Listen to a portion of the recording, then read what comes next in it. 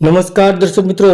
2024ની લોકસભાની ચૂંટણીમાં ભારતીય જનતા પાર્ટી એવો દાવો કરે છે કે ગુજરાતની અંદર 26 સીટ ફરીથી જીતશે અને તે પણ 5 લાખ અથવા 5 લાખથી વધારે લીડથી જીતશે। ત્યારે ભારતીય જનતા પાર્ટીને આવનારી લોકસભાની ચૂંટણીમાં જીતવું 3 સીટ ઉપર મુશ્કેલ થઈ ગયું છે, કારણ કે આ 3 સીટ ઉપર કાંટાની ટક્કર થતી જોવા મળશે અને ભારતીય જનતા પાર્ટીને આ 3 સીટ ઉપર જીતવું લોઢાના ચણા ચાવવા બરાબર થઈ શકે તેમ છે। કારણ કે ગત વખતની ચૂંટણીમાં આમ આદમી પાર્ટી અને કોંગ્રેસ બંને અલગ થઈને ચૂંટણી લડ્યા હતા, જેને કારણે વોટ ડિવાઈડ થયા હતા, જેનો સીધો ફાયદો ભારતીય જનતા પાર્ટીને થયો હતો। પરંતુ આવનારી લોકસભાની ચૂંટણીમાં 3 સીટ ઉપર ભારતીય જનતા પાર્ટી સામે કોંગ્રેસ અને આમ આદમી પાર્ટીના સક્ષમ ઉમેદવારો ઊભા રાખવામાં આવ્યા છે, જેને કારણે આ 3 સીટ ઉપર ભારતીય જનતા પાર્ટીને જીતવું ખૂબ જ મુશ્કેલ થઈ શકે તેમ છે, કારણ કે આ 3 સીટ ઉપર કાંટાની ટક્કર જોવા મળશે।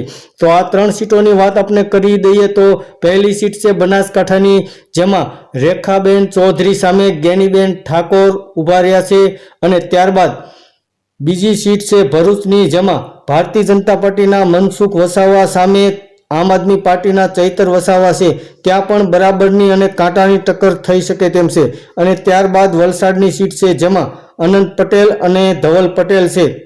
તો ત્યાં પણ ભારતીય જનતા પાર્ટી અને કોંગ્રેસની બરાબરની ટક્કર થઈ શકે તેમ છે, કારણ કે આ 3 સીટ ઉપર ભારતીય જનતા પાર્ટી સામે સક્ષમ અને એક સારા ઉમેદવાર ઊભા રાખવામાં આવ્યા છે, જેની લોકચાહના પણ વધારે છે અને લોકોની અંદર તેની સારી એવી ઓળખ છે।